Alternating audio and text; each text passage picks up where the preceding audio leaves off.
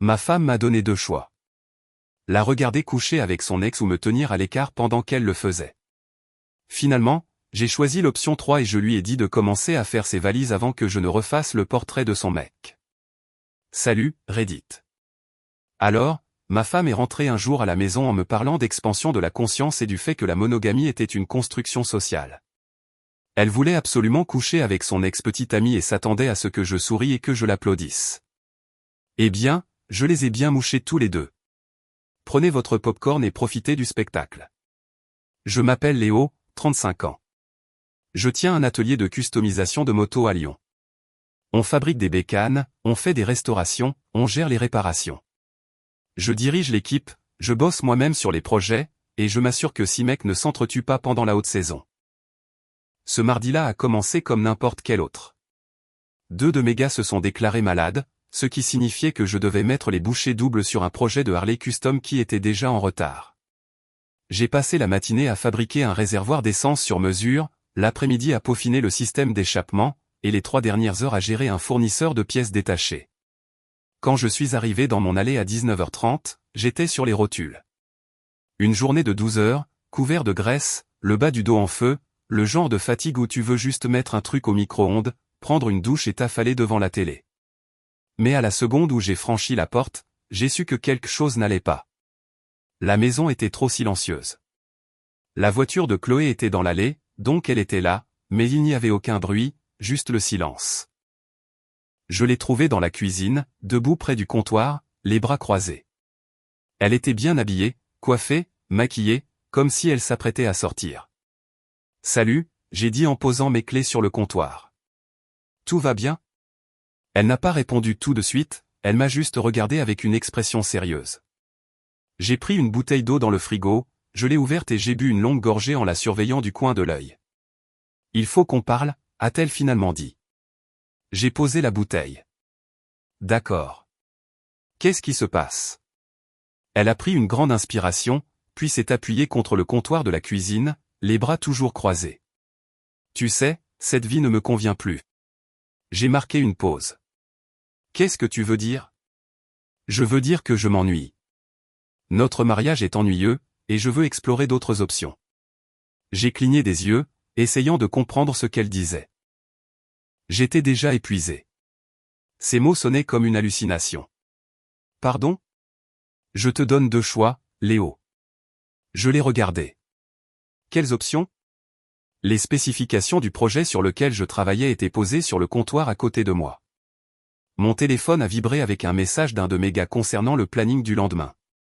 Tout semblait être un bruit de fond alors que j'attendais qu'elle lâche la bombe qui se préparait.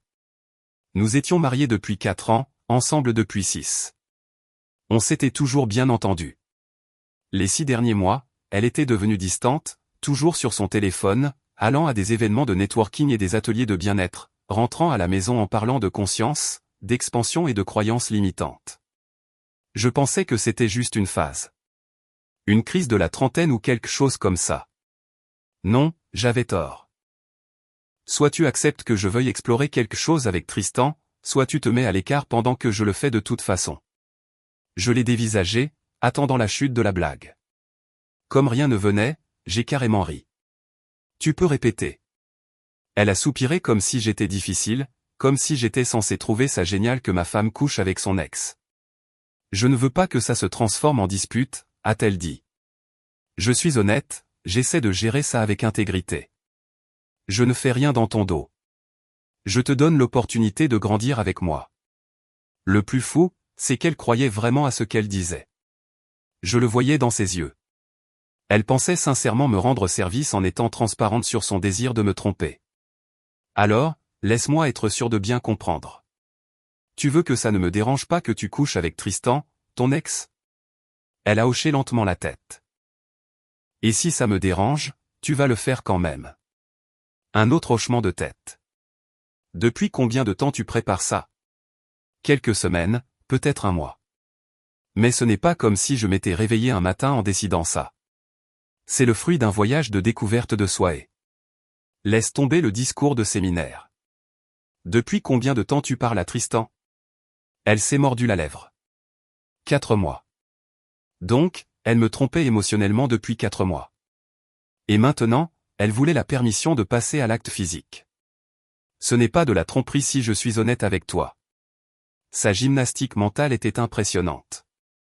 Je regardais ses mains faire de petits gestes doux pendant qu'elle continuait. Les gens de notre âge repensent la signification des relations. La monogamie n'est pas naturelle. J'ai lu, j'ai écouté des experts, j'ai parlé à des gens qui ont dépassé les modèles relationnels dépassés. Ce que je ressens n'est pas mal. Ce n'est pas une trahison. Je n'ai pas répondu, car je savais que si je parlais à ce moment-là, ce ne serait pas calmement, et je devais rester calme. Je devais voir jusqu'où ça allait. Ce n'est pas juste une attirance physique, a-t-elle poursuivi. Tristan et moi, on se connecte à un niveau intellectuel, spirituel, même. Il comprend des parties de moi que toi es. Je ne te critique pas, mais j'ai évolué et je refuse de me rabaisser. Tristan, au fait, a 36 ans. Son ex de la fac, le type avec qui elle était sortie pendant 2 ans avant qu'on se rencontre. Un pseudo-gourou qui dirigeait une entreprise de coaching de vie depuis un entrepôt rénové dans le quartier de la Confluence. Je l'avais rencontré une seule fois à un de ces trucs de networking où Chloé m'avait traîné 8 mois plus tôt. Des ampoules Edison partout. Un bar à café servant des boissons hors de prise appelé l'alignement et l'éveil. Quand Chloé nous a présentés, il m'a serré la main avec une poignée de main toute molle. « Tu fais quoi dans la vie, Léo ?» avait-il demandé. « Un atelier de customisation de motos. On fabrique des bécanes, des restaurations. » Il avait hoché la tête avec un faux sourire. « C'est super, mec. Le monde a besoin de gens qui font tourner la machine. Tu sais, l'infrastructure. Il faut bien que quelqu'un le fasse. » Puis il s'était retourné vers Chloé et avait commencé à se remémorer un livre qu'ils avaient tous les deux lu à la fac. Je suis resté là pendant qu'ils riaient et finissaient les phrases l'un de l'autre.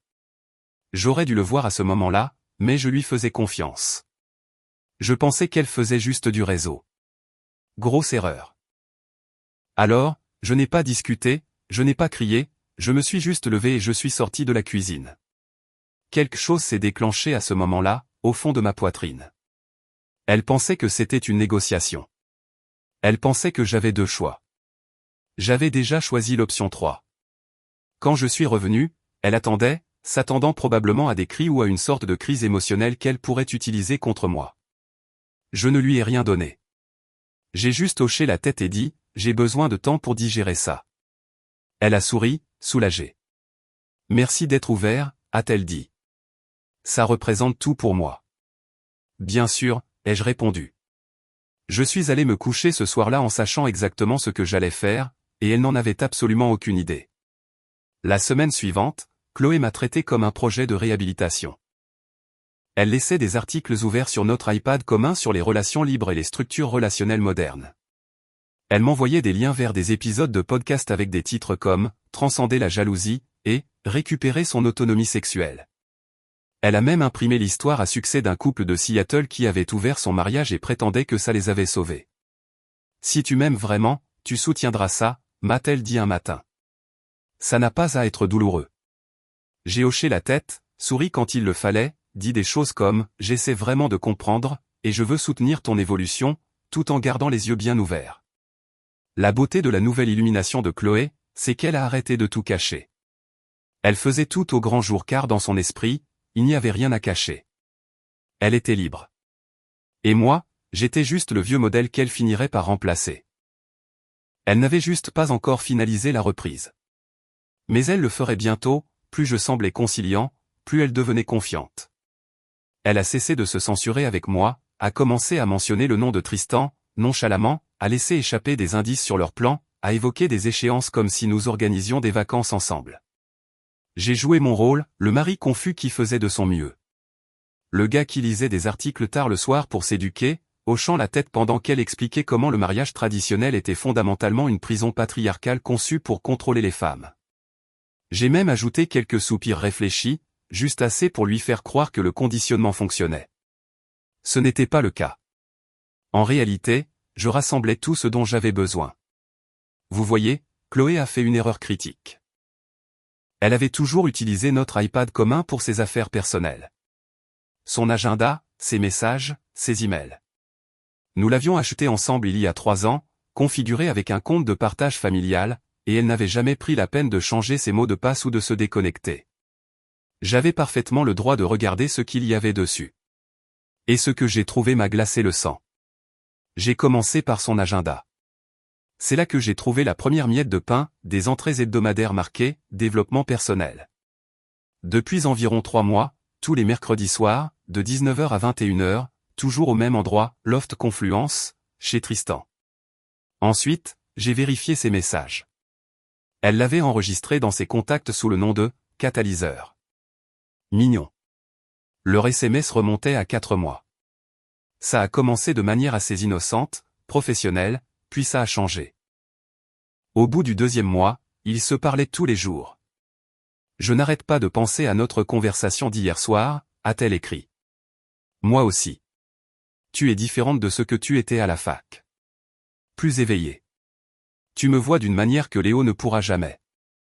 C'est quelqu'un de bien, mais il est coincé. Confortable. Le confort est l'ennemi de l'évolution. Je suis resté assis là, à lire message après message, la regardant réécrire toute notre relation comme une sorte de prison dont elle devait s'échapper. Mais le plus intéressant se trouvait dans les mémos vocaux. Elle lui envoyait de longs enregistrements décousus, de 3, 4, 5 minutes chacun, parlant de ses sentiments, de ses frustrations, de son éveil, comme si elle était dans une sorte de séance de thérapie, sauf que son thérapeute essayait de coucher avec elle. Un mémo datant de 3 semaines a retenu mon attention. Léo m'a demandé aujourd'hui si tout allait bien, si j'étais heureuse, et j'ai menti. Je lui ai dit oui. Mais la vérité, c'est que je ne suis pas heureuse depuis des années. Je fais juste semblant. Et te revoir, ça m'a fait réaliser que je mérite plus que de faire semblant. Je mérite la passion, la connexion, quelqu'un qui me challenge. Pas heureuse depuis des années. C'est ce qu'elle a dit. Des années. Nous étions mariés depuis 4 ans, ce qui signifiait qu'elle regrettait tout. Bon à savoir. J'ai continué à creuser. J'ai trouvé d'autres messages, d'autres enregistrements. Le schéma était constant. Elle construisait tout ce récit où j'étais le choix confortable et sur qui n'avait pas réussi à évoluer avec elle. Et Tristan était le sauveur éclairé qui débloquerait son véritable potentiel. La chronologie était accablante, tous les mercredis depuis 3 mois. Chaque semaine, alors que je pensais qu'elle était à des événements de networking ou à des ateliers de bien-être, elle était dans son loft. Puis j'ai vu l'entrée dans l'agenda. Week-end prochain, retraite bien-être dans le Vercors, 3 jours bloqués. En dessous, une note, essai avant la transition. Elle ne prévoyait pas une simple aventure. Elle prévoyait une stratégie de sortie. Pas de confrontation, pas de paperasse, juste un lent glissement vers le lit de Tristan, et finalement, vers la vie de Tristan. Elle allait tester la mise à niveau, voir si ça fonctionnait, et revenir si ce n'était pas le cas. Comme si j'étais un groupe électrogène de secours qu'elle pouvait démarrer si la source d'alimentation principale tombait en panne. Mais il y avait plus. Un soir, alors que Chloé prenait une douche, j'ai vu une notification apparaître sur l'iPad. Un mémo vocal de quelqu'un nommé Manon. J'ai immédiatement reconnu le nom, sa petite sœur, 27 ans, qui cherchait encore sa voix. Elle m'avait toujours traité comme si je méritais à peine d'être reconnu. Elle m'appelait « Capitaine Plan-Plan » dans mon dos. Le mémo n'avait pas été lu. J'ai cliqué dessus. « T'es sûr que Léo gobe tout ça ?» a demandé Manon. Sa voix avait ce même ton suffisant qu'elle utilisait toujours avec moi. Complètement, a ri Chloé. Mon Dieu, Manon, je me sens tellement vivante en ce moment. Tristan est obsédé par toi. C'est un peu excitant, je ne vais pas mentir. Je sais. Il dit que je suis la seule femme qu'il ait jamais vraiment challengée intellectuellement. C'est mieux que d'être coincé avec Capitaine Plan-Plan pour le reste de ta vie, non? Elles ont ri toutes les deux. Puis Manon a lâché ça, alors, il sait que je vois Tristan, moi aussi? Long silence. Je pouvais entendre Chloé bouger à l'autre bout, comme si elle allait dans un endroit plus privé. Il n'a pas besoin de le savoir, a finalement dit Chloé. Sa voix était différente. Maintenant, prudente. La philosophie de Tristan, c'est que la connexion authentique n'est pas une question de possession ou de propriété. On explore tout ce qui nous semble juste, ce qui résonne en nous. Donc, on le partage. On ne partage rien, Manon. C'est une façon de voir les choses tellement limitée. Nous nous connectons toutes les deux avec quelqu'un qui nous voit, qui nous aide à grandir. Ça veut dire que ça ne te dérange pas que je couche avec lui aussi? Autre pause. Tu couches déjà avec lui? Ouais, depuis environ 3 semaines. J'ai dû rembobiner cette partie juste pour être sûr de ne pas avoir mal entendu. Sa sœur couchait aussi avec Tristan. Et Chloé soit le savait, soit l'apprenait à l'instant même sur cet enregistrement. 3 semaines, la voix de Chloé est devenue tendue. Et tu ne me l'as pas dit. Je pensais que tu savais. Il a dit que vous en aviez parlé. De comment nous pourrions toutes les trois soutenir notre croissance mutuelle. Il a dit quoi? Qu'on était tous des adultes. Qu'il y avait assez d'amour pour tout le monde. L'enregistrement est devenu silencieux pendant quelques secondes. Puis j'ai entendu Chloé rire. Un rire amer. Bien sûr qu'il l'a dit. Tu es en colère? Non, je ne suis pas en colère. Je suis juste en train de digérer. C'est exactement ce que je voulais, non? Pas de possession, pas de jalousie, juste une connexion authentique. Mais elle avait l'air en colère. Donc, tout va bien entre nous, a demandé Manon. Tout va bien. Le mémo s'est terminé là. Je me suis adossé, essayant de comprendre ce que je venais d'entendre. Tristan n'était pas un gourou spirituel aidant les femmes à se trouver. Il gérait un roulement. Chloé, Manon, qui c'est qui d'autre? Toutes pensant qu'elles étaient évoluées et spéciales pendant qu'ils les jouaient les unes contre les autres. Et Chloé entraînait sa propre sœur là-dedans. Elle pensait probablement qu'elle pourrait transcender la jalousie ensemble ou une autre stupidité du genre. J'ai tout sauvegardé. Capture d'écran, message enregistré, mémo vocaux téléchargés, tout organisé par date. Puis j'ai commencé à prendre des notes écrites détaillées. J'ai tout documenté dans un carnet que je gardais sous clé dans ma camionnette, car j'avais le pressentiment que j'allais en avoir besoin. Et j'avais raison. J'ai appelé Karim le jeudi soir après le travail. Sa famille était venue du Liban dans les années 90. On était potes depuis l'IUT où on suivait tous les deux des cours du soir tout en travaillant à plein temps. Il étudiait l'ingénierie en travaillant dans un entrepôt. Moi, je faisais de la gestion d'entreprise en bossant dans la sécurité. On s'était liés d'amitié en étant les deux seuls de notre cours de compta à faire vraiment les devoirs. 10 ans plus tard, il avait gravi les échelons pour devenir ingénieur senior chez Capgemini, gagnant un salaire très confortable. Il était aussi la personne la plus drôle que je connaisse. Le genre de type qui pouvait te vanner jusqu'à ce que tu remettes en question tous les choix de ta vie, puis t'offrir à dîner. Il a répondu à la deuxième sonnerie. Wesh, ça va mon Habibi? J'ai besoin de te parler. Son ton a changé immédiatement. De quoi? Tu peux passer? Je t'expliquerai en personne. Pas de souci. J'apporte à manger. 30 minutes plus tard, il est arrivé dans sa vieille Civic.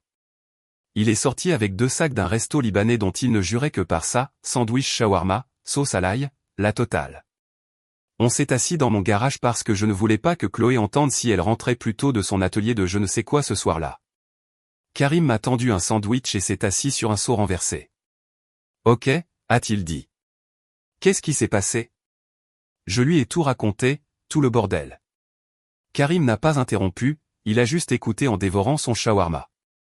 Quand j'ai fini, il est resté silencieux pendant une bonne dizaine de secondes, mâchant, réfléchissant. Puis il a posé sa nourriture et m'a regardé. Frère, je vais te poser une question, et j'ai besoin que tu sois complètement honnête avec moi. Vas-y, tu envisages sérieusement de rester avec cette femme? Non, pas une seule seconde. Bien. Il a hoché la tête. Parce que si tu avais dit oui, je t'aurais mis une claque si forte que tes ancêtres au fin fond de la Creuse l'auraient senti passer. J'ai ri malgré tout. C'est pour ça que je t'ai appelé. D'accord. Il s'est essuyé les mains sur une serviette. Alors, c'est quoi le plan? Parce que tu as assez de quoi l'enterrer légalement, mais tu dois être malin. Tu ne peux pas foncer tête baissée. Je pense d'abord à un avocat. Papier de divorce. Mais je veux comprendre à quoi j'ai vraiment affaire. Attends, tu ne m'as pas dit une fois que vous aviez signé un contrat de mariage? Je me suis arrêté. En fait, si. Et j'avais complètement oublié. C'était vrai. On avait signé un contrat de mariage il y a 4 ans, juste avant le mariage. Pas parce que je le voulais. Je l'aurais épousée sans aucune paperasse légale, mais Chloé avait insisté. L'ironie ne m'a pas échappé. Ses parents avaient de l'argent. Sa grand-mère était décédée quelques années auparavant et lui avait laissé un héritage, peut-être 90 000 euros, mais Chloé voulait le protéger, s'assurer que ça reste un bien propre. Son avocat avait rédigé le contrat, précisant que son héritage était à elle seule. J'avais accepté parce que je me fichais de son argent. Jamais, mais maintenant j'essayais de me souvenir des autres détails. Il y avait autre chose dedans, une clause, que son avocat avait ajoutée. Karim a vu les rouages tourner dans ma tête. Tu dois déterrer ça, a-t-il dit. Jean, ce soir. Maintenant. Il m'a suivi à l'intérieur. Je suis allé directement dans la chambre d'amis où nous gardions le classeur. J'ai trouvé le dossier intitulé « Documents importants ». Le voilà. Contrat de mariage, 15 pages. Signé et notarié il y a 4 ans. Je l'ai feuilleté. La plupart étaient du standard, séparation de biens. Son héritage restait à elle. Tout héritage que l'un ou l'autre recevrait resterait un bien propre. Les comptes joints seraient partagés à 50-50e. Puis j'ai atteint la page 8. Clause d'infidélité. Mon cœur s'est mis à battre la chamade. Je l'ai lu à voix haute. En cas de relations extra-conjugales de l'une ou l'autre des parties au cours du mariage, la partie fidèle conservera la pleine propriété de la résidence principale, de tout véhicule acheté conjointement, ainsi que de tous les meubles et biens acquis pendant le mariage. La partie infidèle renonce à toute prétention sur les dits biens et sera responsable de ses propres frais de justice dans la procédure de divorce. J'ai regardé Karim. Il souriait. Frère, a-t-il dit, elle est cuite. Elle ne s'en souvient pas, ai-je dit. J'en suis sûr. Elle n'en a pas parlé une seule fois. Encore mieux. Karim s'est levé. Ok, voilà ce qu'on va faire. Tu appelles un avocat demain. Première heure. Tu vas lui larguer ça comme une bombe nucléaire. Et Tristan? Il doit savoir que ça arrive, lui aussi. Tu veux le lui dire toi-même? Non, je veux que quelqu'un d'autre le lui dise. Quelqu'un qui a un intérêt dans l'affaire. Karim a réfléchi. Il a une copine, non? J'ai expliqué ce que j'avais trouvé en fouillant sur les réseaux sociaux de Tristan. Il n'était pas marié, mais il sortait avec une certaine Élodie depuis 2 ans. Elle n'était absolument pas au courant des activités de coaching de vie de Tristan. Le sourire de Karim s'est élargi. Oh mec, ça va être magnifique. Tu vas faire exploser toute son opération. C'est l'idée. On a passé l'heure suivante à planifier. Karim avait cette façon de tout transformer en opération tactique, décomposant tout en étapes, en plan de secours, en contingence. Quand il est parti à minuit, j'avais une feuille de route claire. Étape 1, consulter un avocat spécialisé en divorce. Faire vérifier le contrat de mariage. Étape 2, tout documenter. Monter un dossier en béton. Étape 3, laisser Chloé partir à sa petite retraite dans le Vercors. La laisser croire qu'elle gagne. Étape 4, lui faire signifier les papiers le jour de son retour. Étape 5, regarder tout le château de cartes s'effondrer. J'ai rencontré un avocat le vendredi matin, un certain maître Dubois, la cinquantaine, avec une façon de parler calme et mesurée qui m'a immédiatement mis à l'aise. Je lui ai tout montré. Le contrat de mariage, les captures d'écran de l'iPad, mes notes écrites, la chronologie. Il a tout lu attentivement, sans se presser, prenant son temps avec chaque pièce à conviction comme s'il construisait quelque chose dans sa tête. Puis il a levé les yeux vers moi. Vous avez tout documenté légalement. Le contrat de mariage est en béton et elle a ouvertement admis l'adultère par écrit. Donc, je suis tranquille? Vous êtes plus que tranquille. Avec cette clause d'infidélité, elle va repartir avec quasiment rien. Et son héritage? L'argent de sa grand-mère est protégé dans le contrat comme bien propre. Elle le garde, mais tout le reste. Il a fait un geste vers les documents. Vous allez vous en sortir. J'étais soulagé. Combien de temps ça va prendre? En France, il y a des délais, mais qu'elle coopère ou non, on peut finaliser ça en quelques mois. Surtout si elle ne conteste pas, elle va contester. Il a souri. Ils pensent toujours qu'ils le feront, mais une fois qu'ils voient les preuves et comprennent le contrat, la plupart des gens lâchent l'affaire. Les frais d'avocat s'accumulent vite quand on se bat pour une cause perdue. Laissez-la partir en retraite. J'aurai les papiers prêts pour lundi. J'ai quitté le cabinet en me sentant plus léger que je ne l'avais été depuis des semaines.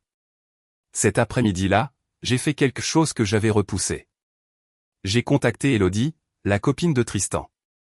Je l'ai trouvée sur les réseaux sociaux. Je lui ai envoyé un message simple via Instagram. Bonjour Elodie. Vous ne me connaissez pas, mais j'ai des informations sur Tristan que vous méritez de connaître. Pouvons-nous parler?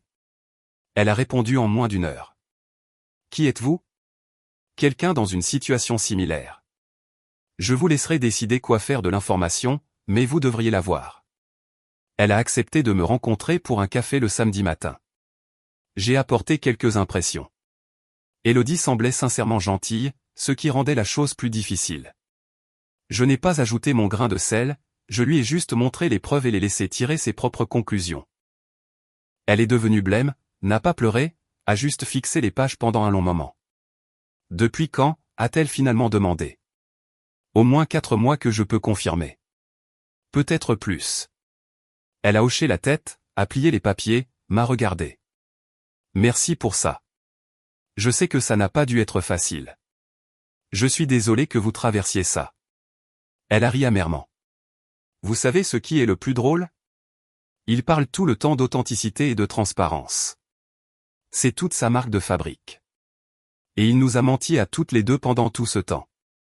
Elle s'est levée, a ajusté sa veste comme si elle se préparait pour la bataille. Je mets fin à tout ça aujourd'hui, et je vais m'assurer que tous ceux qui suivent ces ateliers sachent exactement qui il est. Je n'ai pas répondu, j'ai juste hoché la tête. Les mots de Karim résonnaient dans ma tête. Regarde tout brûler. Ça commençait déjà. Chloé est partie pour sa retraite le vendredi soir. Elle a fait son sac comme si elle allait dans un spa, leggings de yoga, vêtements de sport, ses produits de soins de la peau hors de prix. Elle m'a embrassé sur la joue en partant. Merci d'être si compréhensif à ce sujet. Bien sûr, ma chérie, ai-je dit. Je pense que ça va être vraiment bien pour nous. Pour que j'explore qui je suis et pour que tu digères ce dont tu as besoin. Totalement. Elle est partie avec ce sourire sur le visage, comme si elle venait d'atteindre l'illumination en réservant un week-end pour tromper son mari. À la seconde où sa voiture a disparu au bout de la rue, Karim est arrivé dans sa Civic. Je lui avais envoyé un texto pour lui dire que la voie était libre. Il est entré avec son ordinateur portable et cet énorme sourire sur le visage. Ok, a-t-il dit en s'installant à ma table de cuisine. On fait ça maintenant, Habibi. Faire quoi? Regarde. Il a ouvert son ordinateur et a affiché le site web de Tristan, la page de coaching de vie avec toutes ses listes d'ateliers et ses témoignages. Qu'est-ce que tu fais, Karim? Frère, tu t'occupes de l'option nucléaire légale. C'est malin. Mais moi? Je m'occupe de la frappe tactique mesquine. Il a commencé à taper. Je vais rendre la vie de Tristan chiante au possible. Comment? Regarde et apprends. D'abord, il est allé sur les avis Google, a trouvé la fiche de l'entreprise de Tristan. 5 étoiles. 32 avis élogieux sur la transformation, l'éveil et les expériences qui changent la vie. Karim a créé un nouveau compte Gmail, puis a écrit un avis. Il l'a lu à voix haute en tapant. J'ai participé à l'atelier de vie intentionnelle de Tristan, en espérant des perspectives authentiques. À la place, j'ai eu droit à 3 heures de clichés de développement personnel recyclés et de contacts visuels gênants. Tristan passe la majeure partie de la session à se vanter de ses relations conscientes avec plusieurs femmes. Quand j'ai posé des questions spécifiques sur la mise en œuvre de ses conseils, il m'a dit que je ne vibrais pas encore à la bonne fréquence. Économisez vos 800 €. 2 étoiles sur 5, ce serait une étoile mais le kombucha était correct. Il a cliqué sur publier. Ce n'est même pas le meilleur, a-t-il dit. Il y a plus. Oh, frère, je ne fais que commencer. Il a commencé à inscrire Tristan à toutes les listes de spam qu'il pouvait trouver. Présentation de multipropriétés, résidence pour seniors, consolidation de dettes, garanties étendues pour voitures. Il va recevoir environ 400 emails par jour, a dit Karim. Sa boîte de réception sera complètement inutilisable d'ici une semaine. J'ai commencé à rire. C'est tellement mesquin. Exactement. Il a continué. Et voici le chef-d'œuvre. Il a trouvé sa page d'inscription aux ateliers, celle où les gens pouvaient s'inscrire à son prochain week-end intensif l'éveil. 900 € par personne, limité à 12 participants. Karim a créé 12 fausses adresses e-mail, a inscrit 12 fausses personnes en utilisant des noms manifestement faux. Regarde ça, a-t-il dit, me montrant la liste d'inscriptions. Jean-Michel Affoquet, Laurent Jean, à l'intérieur, Yves de Vélo. J'ai explosé de rire. T'es un grand malade. Il va confirmer toutes ces inscriptions, a dit Karim. Leur envoyer tout le matériel de préparation. Et puis personne ne viendra. Et s'il s'en rend compte? Nan, il ne le fera pas, il a fermé son ordinateur. En plus, même s'il le fait, qu'est-ce qu'il va faire? Il est trop occupé à gérer son petit harem pour y prêter attention. J'ai secoué la tête.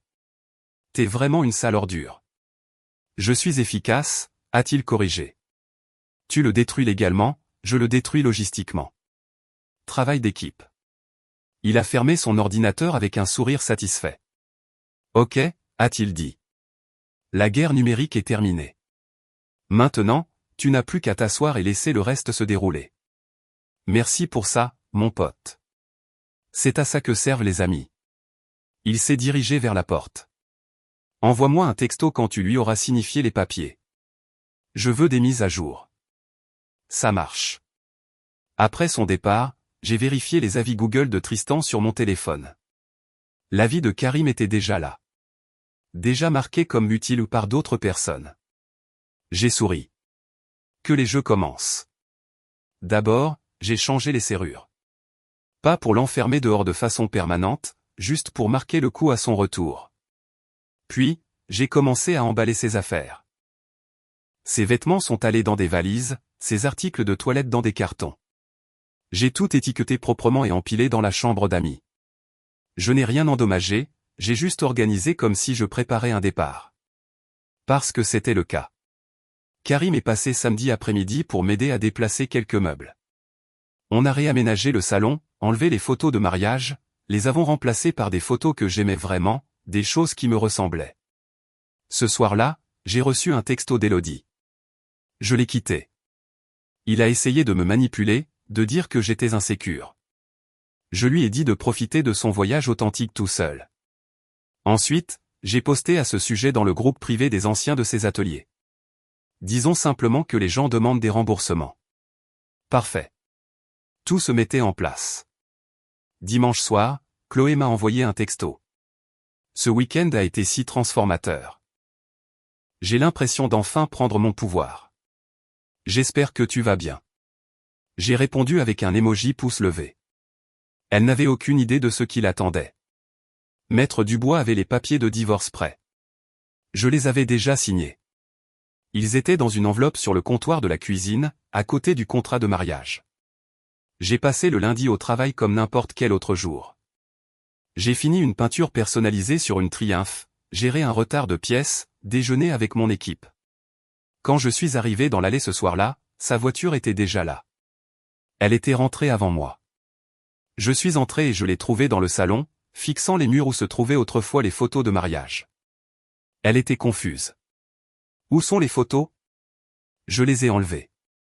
Elle a cligné des yeux. Léo, qu'est-ce qui se passe? J'ai fait un geste vers le comptoir de la cuisine. Il y a une enveloppe pour toi. Tu devrais la lire. Qu'est-ce que c'est? Les papiers que tu as oublié avoir signés, et les nouveaux que tu vas devoir signer. Elle s'est approchée, a ouvert l'enveloppe, a sorti la requête en divorce. Son visage est devenu blanc. Tu te fous de moi? Pas le moins du monde. Elle a regardé le contrat de mariage. J'ai observé le moment exact où elle s'est souvenue. Ses yeux se sont écarquillés. Ses mains ont commencé à trembler. Ce n'est pas, c'est exactement ce que ça a l'air d'être. Tu voulais la liberté. Félicitations. Léo, attends, on peut en parler. On a fini de parler. Elle a essayé de se rapprocher. J'ai levé une main. Ne fais pas ça. Pour la première fois depuis que je la connaissais, elle avait l'air vraiment effrayée, et c'était une sensation incroyable. Elle n'est pas partie cette nuit-là. Elle est juste restée là, tenant les papiers comme s'ils pouvaient disparaître si elle les fixait assez longtemps. Je suis passé devant elle. Je suis monté, j'ai verrouillé la porte de la chambre. Elle a frappé 2 fois. Je n'ai pas répondu. Le matin, elle était partie. Probablement chez Manon. Peu importe. Les papiers étaient signifiés. Le compte à rebours avait commencé. Maître Dubois m'a appelé le mercredi après-midi. Elle a pris un avocat, a-t-il dit. Un certain maître Rothman. Il essaie déjà de négocier. Il pense que la clause d'infidélité est trop sévère. Je lui ai dit de relire le contrat que sa cliente a signé et de me recontacter quand il sera prêt à être réaliste. J'ai ri. Vous pensez que ça prendra combien de temps? Quelques mois tout au plus. Elle n'a aucune chance. Rothman le sait. Il fait juste son travail. Parfait. Oh, et Léo, vous devriez peut-être vous préparer. La nouvelle va se répandre. Sa famille va vous contacter. Il avait raison. J'ai reçu un appel de la mère de Chloé ce jeudi-là. Je n'ai pas répondu. Elle a laissé un message vocal. Léo, c'est Marilyn. Nous devons parler de ce qui se passe. Chloé est dévastée. Je pense qu'il y a eu un malentendu. S'il te plaît, rappelle-moi. Je l'ai ignoré. Son père a appelé le vendredi. Même chose. Je l'ai envoyé vers la messagerie vocale. Mais le samedi matin, j'ai reçu un texto de Manon. Il faut qu'on parle. Réunion de famille chez papa et maman à 14 h aujourd'hui. J'ai montré le texto à Karim. On était chez lui, à regarder un match de rugby. Tu y vas, a-t-il demandé. Ouais. Pourquoi?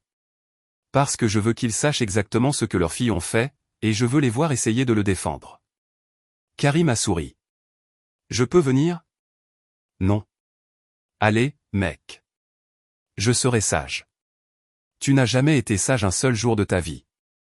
C'est pas faux. Je suis arrivé chez les parents de Chloé à 14 h. Toute la famille était là. Marilyn, Pierre, Manon, et Chloé, qui avaient l'air d'avoir pleuré pendant 3 jours d'affilée. Pierre a parlé le premier. Léo, merci d'être venu. On veut juste comprendre ce qui se passe. D'après ce que Chloé nous a dit, tout ça semble très soudain. Marilyn a hoché la tête. Le mariage, ça se travaille. On ne peut pas simplement partir au moment où les choses deviennent difficiles. Manon est intervenue. Tu as toujours eu l'air un peu rigide, Léo. Peut-être que si tu avais été plus ouvert d'esprit, on n'en serait pas là. Je les ai laissés parler. Sans interrompre. J'ai juste écouté leur réécriture de l'histoire en temps réel. Puis j'ai sorti mon téléphone. J'ai ouvert les notes que j'avais écrites. Des citations directes de Chloé, des dates, des chronologies. Je les ai lues à voix haute. Chloé, je te donne 2 choix. Soit tu acceptes que je veuille explorer quelque chose avec Tristan, soit tu te mets à l'écart. Tristan me comprend d'une manière que tu ne pourras jamais. Il voit mon moi authentique. Je ne te dois pas la monogamie. C'est une construction sociale. J'ai levé les yeux. Elle n'a pas demandé du soutien. Elle a exigé la permission de me tromper. Pierre s'est raclé la gorge. Eh bien, les gens disent des choses quand ils sont confus. Elle n'était pas confuse, ai-je interrompu. Elle planifiait. Je leur ai montré l'entrée de l'agenda, la réservation de la retraite, les messages. Puis j'ai regardé Manon. Et juste pour que ce soit clair, tu couches avec Tristan aussi, n'est-ce pas? Manon est devenue blême. La tête de Marilyn s'est tournée brusquement vers elle. Quoi? J'ai fait jouer le mémo vocal. En entier. Le silence s'est installé dans la pièce. Marilyn avait l'air horrifiée. Pierre avait l'air furieux. Chloé avait l'air de vouloir disparaître. Alors, que les choses soient claires, ai-je dit. Votre fille a passé des mois à planifier de me tromper avec son ex-petite amie. Votre autre fille s'y est mise. Elles pensaient toutes les deux que j'étais trop faible pour faire quoi que ce soit. Et la seule raison pour laquelle elles sont en colère maintenant, c'est parce qu'elles se sont fait prendre. Je me suis levé. On a signé un contrat de mariage. Vous vous en souvenez tous, n'est-ce pas? Celui sur lequel Chloé a insisté. Eh bien, il a une clause d'infidélité. Marilyn a commencé à pleurer. Pierre fixait juste le sol. Chloé a finalement retrouvé sa voix. Léo, s'il te plaît. On peut arranger ça. Non, on ne peut pas, je me suis dirigé vers la porte, me suis retourné une dernière fois. Tu voulais deux choix. J'ai choisi l'option 3. Profite de ta liberté. En partant, j'ai entendu Chloé sangloter, Manon essayant de s'expliquer, leurs parents exigeant des réponses. Je suis monté dans ma camionnette et je suis parti. Karim m'a appelé 5 minutes plus tard. Alors, comment ça s'est passé? Parfaitement. Le divorce a été finalisé en septembre, exactement 4 mois après que je lui ai signifié les papiers. Chloé n'a pas contesté. Elle ne le pouvait pas vraiment. J'ai gardé la maison, la voiture, tout ce que nous avions construit ensemble. Elle a gardé son héritage et le peu de dignité qu'elle a pu sauver, ce qui n'était pas beaucoup. L'entreprise de Tristan a implosé. Le poste d'Élodie dans le groupe des anciens de l'atelier s'est répandu comme une traînée de poudre. Il s'est avéré que beaucoup de ses anciens clients avaient des histoires similaires. En juillet, il avait fermé son cabinet de coaching et déménagé en Arizona. Chloé est retournée vivre chez ses parents. Aux dernières nouvelles, elle travaillait en télétravail pour un service client et postait des choses vagues sur les réseaux sociaux sur la guérison et la découverte de soi. Je ne la suivais pas, je m'en fichais. C'était fini. La vie est devenue meilleure. Le travail est devenu plus facile. J'ai recommencé à sortir. Rien de sérieux, juste vivre. Karim restait convaincu que toute cette affaire était la saga la plus drôle qu'il ait jamais vue. Il racontait l'histoire dans les soirées comme si c'était un sketch. Tout allait bien jusqu'en octobre. J'étais à la maison un vendredi soir. Karim était là. On jouait aux jeux vidéo et on se vannait comme d'habitude. Puis quelqu'un a commencé à marteler ma porte, fort, agressivement. Karim a mis le jeu en pause. T'attends quelqu'un? Non. Les coups ont continué. Puis j'ai entendu sa voix. Léo, je sais que t'es là. Chloé. Elle avait l'air démolie, elle bredouillait. Clairement pas sobre. Oh, ça va être bon, a dit Karim en se levant. J'ai ouvert la porte. Chloé était sur mon porche en survêtement et sweat à capuche trop grand, les cheveux en désordre, les yeux rouges. Elle avait l'air d'avoir pleuré pendant des heures, et elle tenait une bouteille vide. Il faut qu'on parle, a-t-elle dit en titubant légèrement. Non, il ne faut pas, si, il le faut. Tu as ruiné ma vie. Karim est apparu derrière moi. Techniquement, tu as ruiné ta propre vie.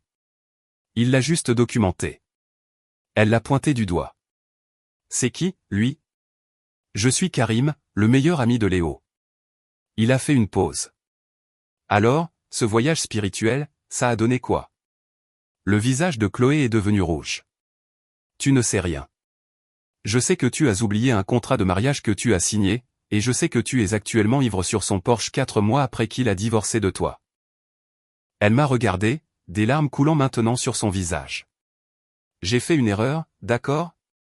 J'étais confuse. Tristan m'a manipulé. Je ne réfléchissais pas clairement. J'ai croisé les bras. Et ça, c'est censé me faire de la peine pour toi. On aurait pu s'en sortir. Tu voulais la permission de me tromper tout en me gardant comme plan de secours. Ce n'est pas vrai. Karim a sorti son téléphone. Tu veux que je repasse les mémos vocaux? Parce que j'ai des copies. Chloé s'est jetée en avant. Je me suis interposé. Tu dois partir. Je n'ai nulle part où aller. Tu as la maison de tes parents. Tout le monde en a marre de moi.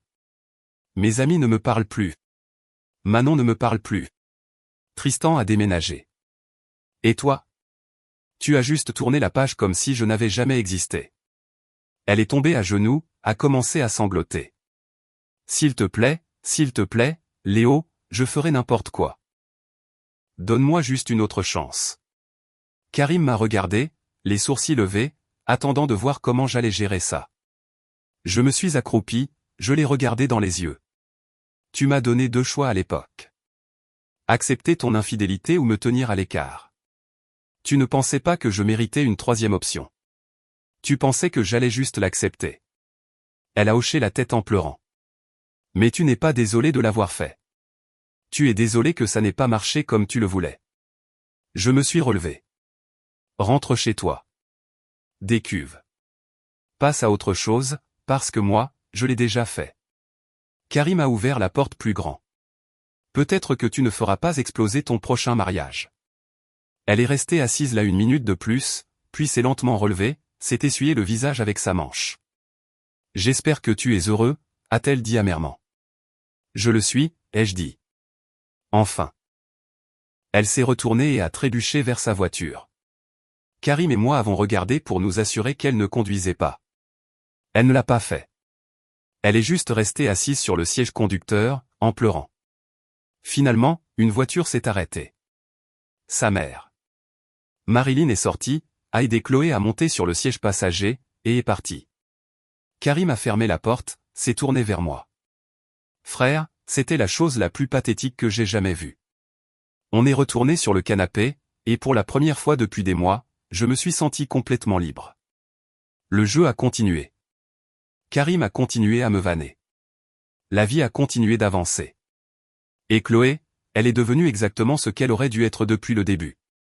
Une histoire oubliée que j'ai connue un jour.